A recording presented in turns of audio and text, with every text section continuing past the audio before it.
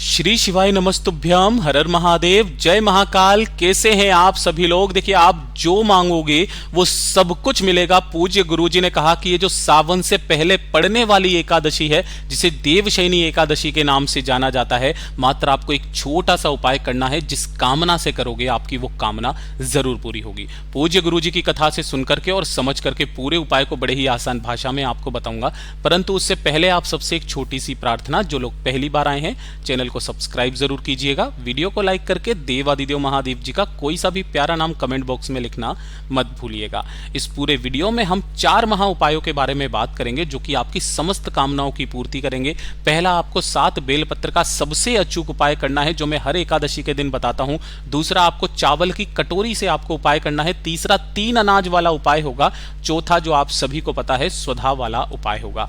तो ध्यान से सुनते चले जाना, समझने की कोशिश करना, क्योंकि देवशयनी एकादशी साल में सिर्फ एक एकादशी होती है जिस दिन आपकी बड़ी से बड़ी कामनाएं पूरी होती है।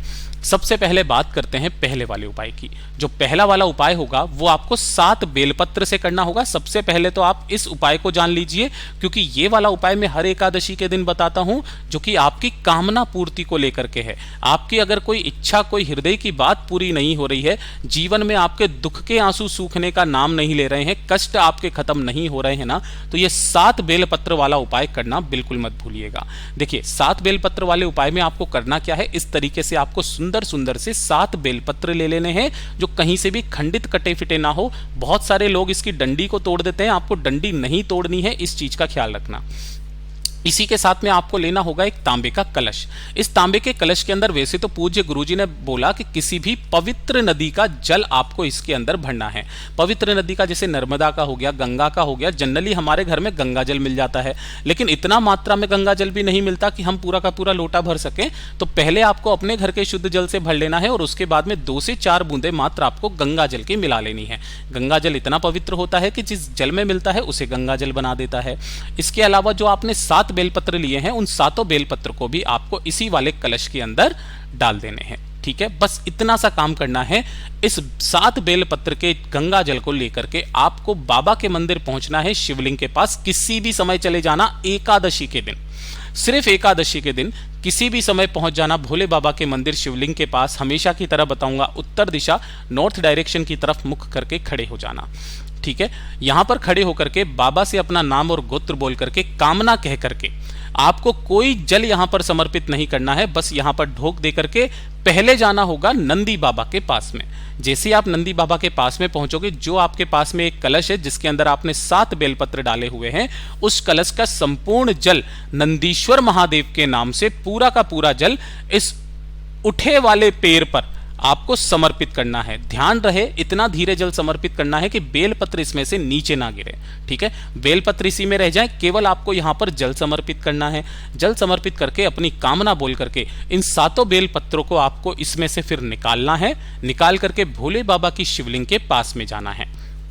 यहां वैसे ही उत्तर दिशा की तरफ मुख करके खड़े हो जाना और एक एक करके उन सभी बेलपत्रों को ओम नमः शिवाय मंत्र का स्मरण करते हुए शिवलिंग पर ऐसे समर्पित करना कि सभी की डंडियां रहेगी जलाधारी की तरफ, बीच वाली पत्ती का मुख रहेगा आपकी तरफ।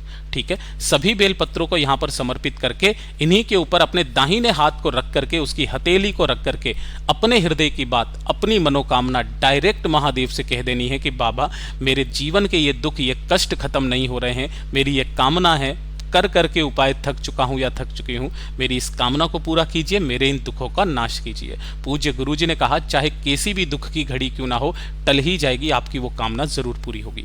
पूज्य गुरुजी का बहुत अद्भुत और अचूक उपाय है, जरूर कीजिएगा।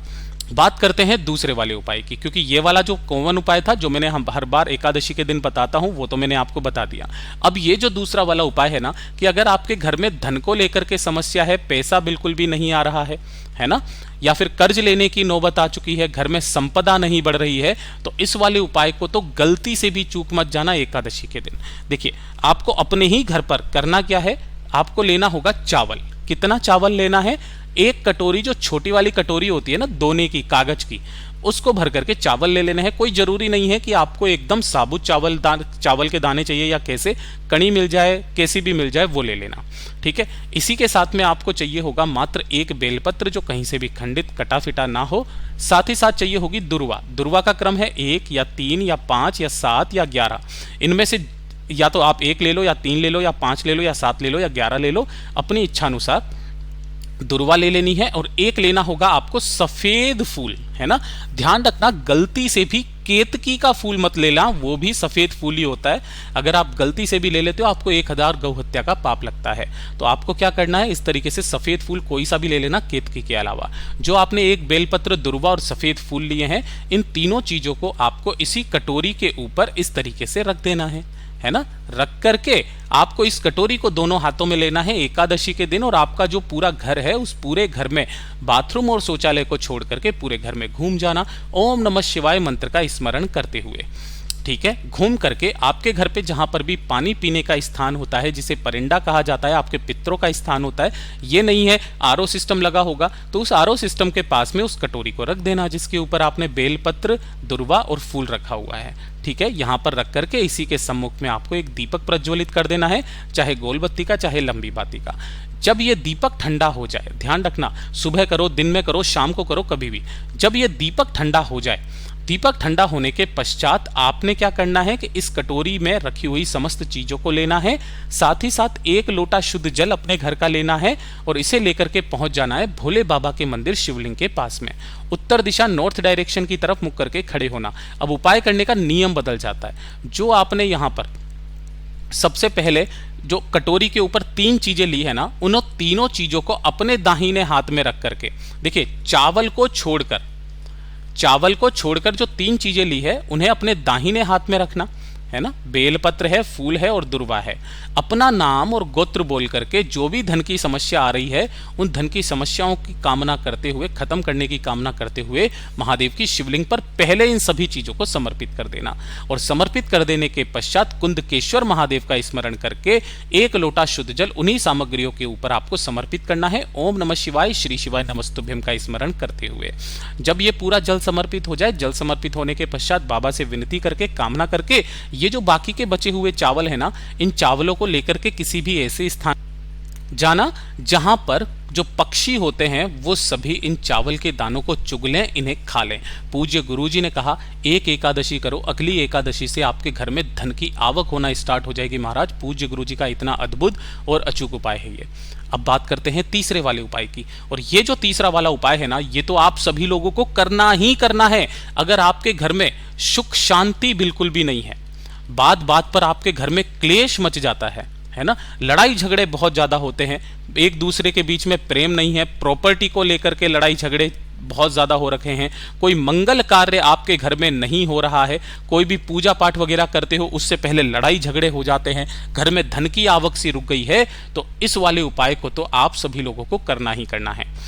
परिवार की कोई भी एक स्त्री इस वाले उपाय को जरूर करे। देखिए आपको लेना है एक पीपल का पत्ता जो खंडित ना हो, इसी के साथ में आपको लेना होगा थोड़ा सा शहद, मात्र आपको 1 बूंद शहद की जरूरत है, उससे आपका काम चल जाएगा, ठीक है। साथ ही साथ आपको लेने होंगे 7 चावल के दाने। अब यहां पर जो चावल लोगे वो अक्षत होने चाहिए, पूर्ण होने चाहिए, खंडित ना हो, इस चीज का ख्याल रखना। इसी के साथ में 1 चुटकी लेने होंगे आपको काले तिल, ठीक है। ये काले तिल आपके घर की सारी नकारात्मक ऊर्जाओं को दूर करते हैं। साथ ही साथ आपको लेने होंगे थोड़े से जौ के दाने, है ना, बहुत इजीली मिल जाएंगे, जो आपके पितरों के लिए समर्पित होते हैं। अब एकादशी के दिन जब भी आप स्नान ध्यान कर लेंगे, महादेव की पूजा वगैरह जो भी आप करते हो कर लोगे ना, उसके पश्चात आपको एक छोटा सा काम अपने ही घर पर करना है ना। पूजा करने के पश्चात आपको इस पीपल के पत्ते को पहले तो अच्छे से जल से, स्वच्छ जल से धो लेना है। धोने के पश्चात इसके ऊपर आपको शहद की 7 बिंदियां लगानी है, अपने पितरों का स्मरण करते हुए। किनका स्मरण करोगे ये चीज ध्यान रखना, महादेव का नहीं, पितरों का स्मरण करते हुए 7 बिंदियां शहद की इसके ऊपर लगाना। और जो भी आपने 7 चावल के दाने लिए हैं, थोड़े से काले तिल लिए हैं और साथ ही साथ जो जौ के दाने लिए हैं ना, उन सभी को इसी पीपल के पत्ते के ऊपर रखना। और इसे लेकर के आपका जो घर है उस घर के बिल्कुल मध्य बिंदु में चले जाना। कहां पर?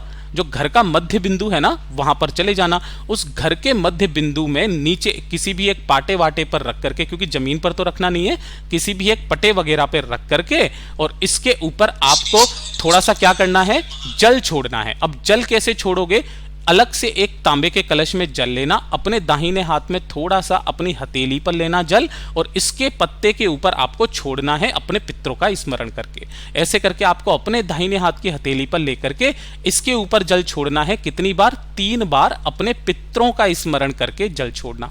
ठीक है, जल छोड़ने के पश्चात इस पीपल के पत्ते को उठाना और किसी भी बहते नदी, तालाब, सरोवर के अंदर प्रवाहित कर देना। पूज्य गुरु जी ने तो यहां तक कहा कि अगर आपके घर के आसपास बहता नदी, तालाब, सरोवर ना हो तो किसी भी बेलपत्र पेड़ के नीचे जाकर के इस पीपल के पत्ते को अपने पितरों का स्मरण करके समर्पित करके चले आ जाना।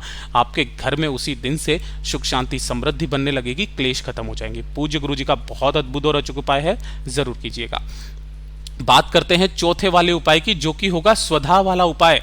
किन लोगों को करना है वो चीज ध्यान से सुनिएगा कि अगर आपके जीवन के दुख, आपके जीवन के कष्ट खत्म होने का नाम नहीं ले रहे हैं, एक के बाद एक परेशानी जीवन में चलती हुई आ रही है, आपके दुख के आंसू सूखने का नाम नहीं ले रहे हैं, कोई कामना है आपके हृदय की बात पूरी नहीं हो रही है, तो इस वाले उपाय को एकादशी के दिन करना बिल्कुल भी मत भूलिएगा।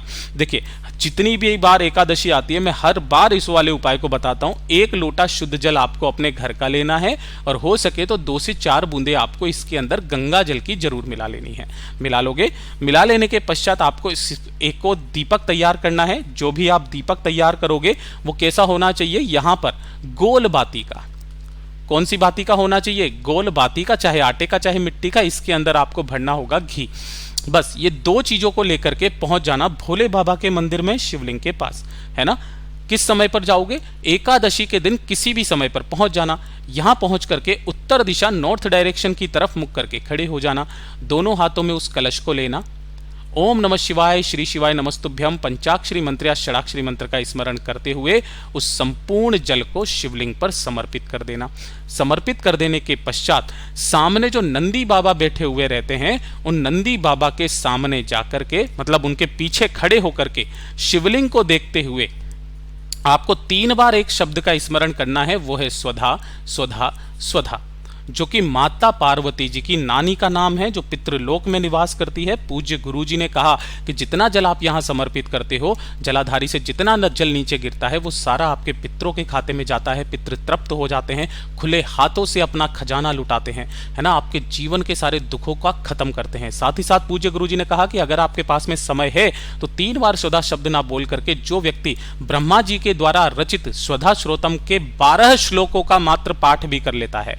कितने श्लोक होते हैं इसमें, 12 श्लोक होते हैं। 12 श्लोकों का मात्र अगर पाठ भी कर लेता है ना, तो उसे 100 बार श्राद्ध करने का और सभी तीर्थों में स्नान करने का पुण्य फल भी प्राप्त होता है। जब भी आप इस उपाय को करके मंदिर से वापस जाएंगे, तब आपने जो एक दीपक लिया है शिवालय की चौखट पर दाहिनी ओर लगा करके प्रज्वलित करके चले आ जाना, आपकी सारी कामनाएं पूरी होगी। पूज्य गुरु जी ने जैसा अपनी कथाओं में बताया वैसा आसान भाषा में आपको बताने का प्रयास किया। वीडियो पसंद आया हो तो लाइक जरूर करना, चैनल को सब्सक्राइब जरूर कीजिएगा। मैं आपसे मिलता हूं अगले वीडियो में, तब तक के लिए ओम नमः शिवाय, हर हर महादेव, जय महाकाल।